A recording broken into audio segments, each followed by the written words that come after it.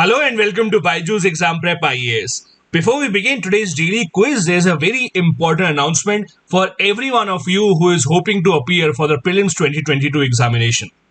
Byju's Exam Prep IAS is bringing to you the Target 2022 Prelims Crash Course, specifically designed to ensure that all your syllabus for the Prelims examination, that is the static part and the dynamic part, is covered with discussions on the most important topics. This crash course for the prelims examination starts on the 5th of April. It's a 50-day crash course and it will go on till 24th of May 2022, covering each and every aspect of your syllabus. Now, the best part about this course is that it is totally free of cost and it is open to every UPSC aspirant. All that you have to do is you have to download the Byju's Exam Prep app. Make sure that you have this app on your smartphone. Make an account on the app and you can register for this 50-day revision program which will cover the entire syllabus. Now you will be getting a daily revision plan and there will be a test held every single day based on that particular syllabus. The next day of the test at 2:30 p.m. the subject faculty will come and will discuss each and every question from that test and even take up your doubts. All that will be happening on the Byju's Exam Prep app.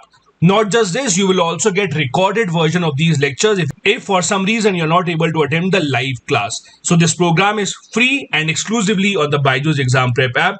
Make sure that you download it before the program starts on the 5th of April. Now let's jump on to today's daily quiz with question number 1 on your screen. Consider the following statements with regards to the Antarctica Treaty. Number 1. The treaty made it mandatory for the 54 signatory countries to specify laws governing territories on which their stations are located. Second, India is a signatory to the Antarctica Treaty.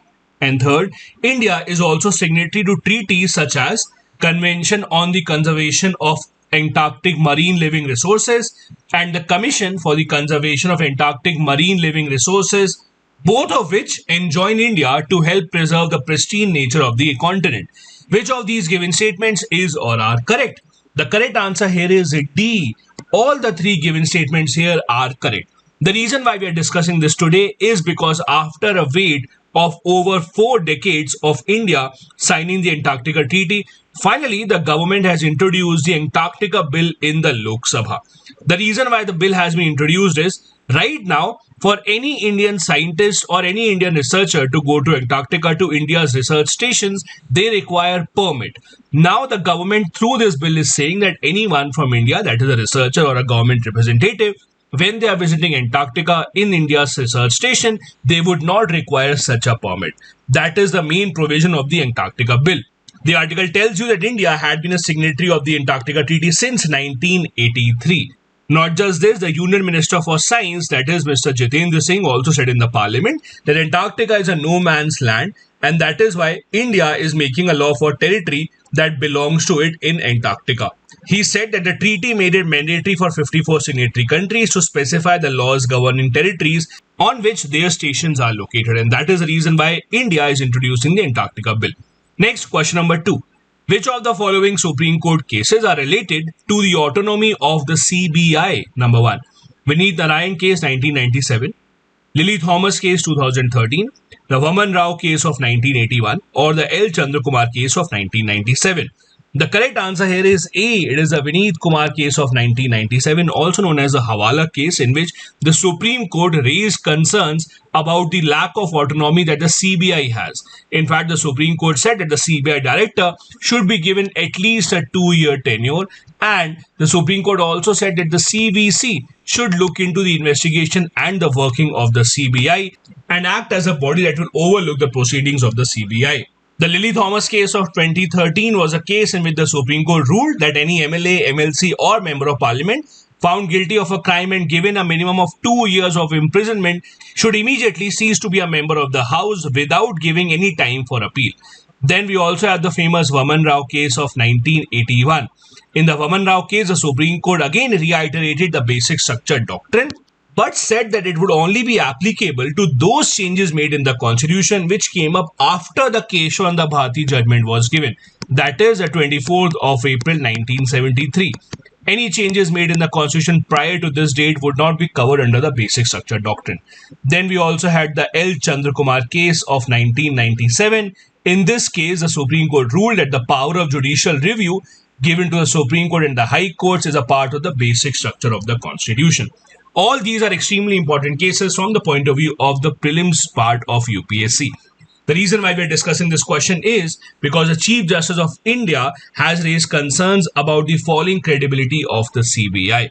The Supreme Court in the past also has made some statements about the CBI which have been critical of the image of the CBI. Next, question number 3.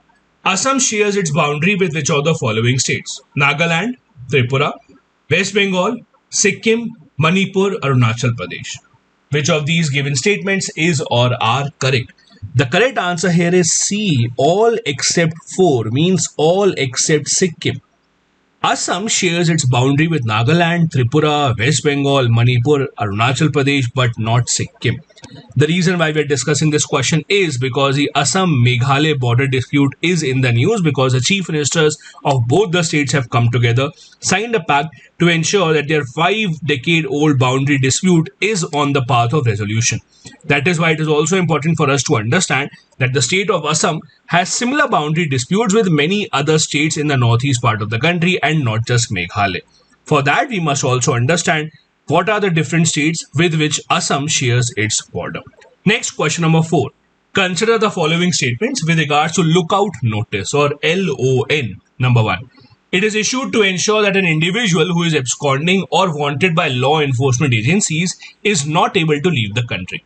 Second, it can be modified, deleted or withdrawn by the Bureau of Immigration only on the request of the authorized originator on whose request the LOC was issued.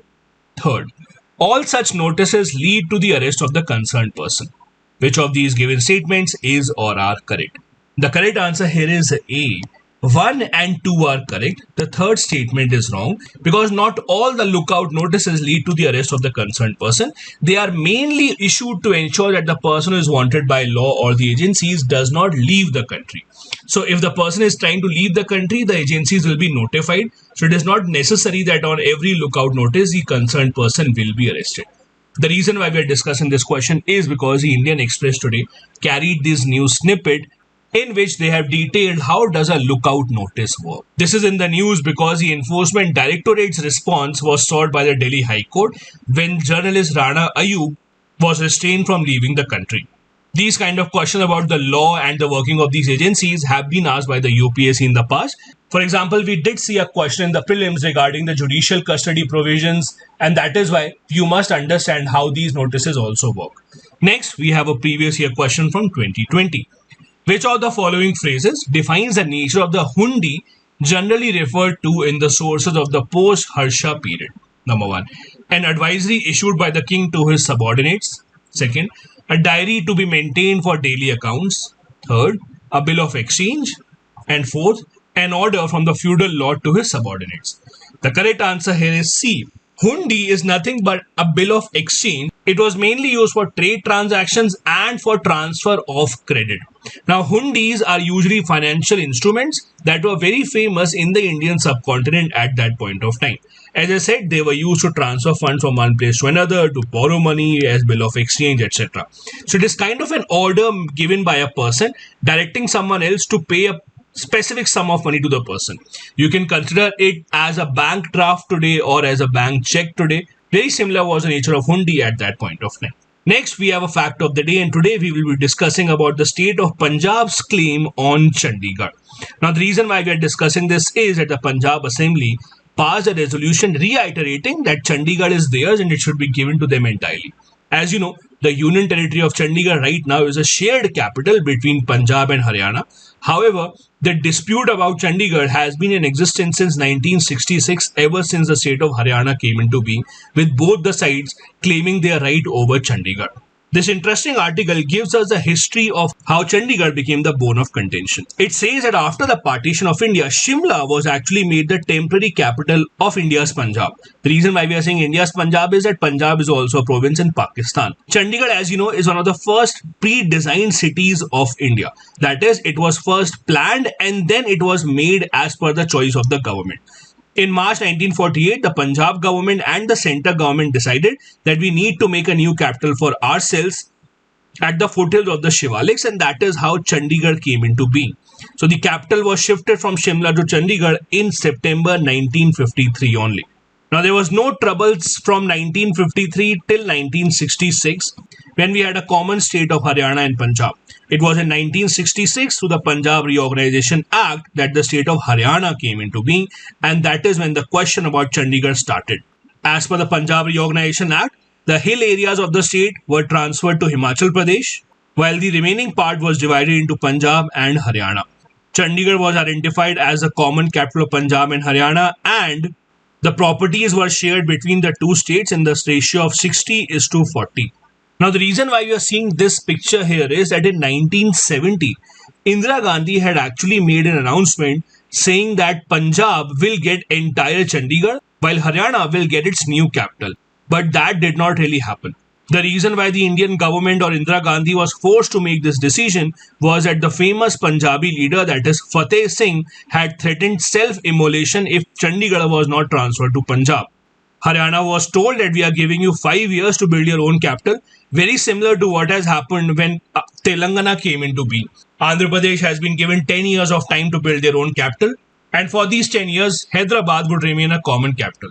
Similarly, Haryana was given 5 years of time to build its own capital, along with a 10 crore grant for the new capital. But that never came into being. The next landmark movement in this entire issue was the Rajiv Longowal Accord. It was signed between Prime Minister Rajiv Gandhi and the Akali leader Harchand Singh Longowal in 1985.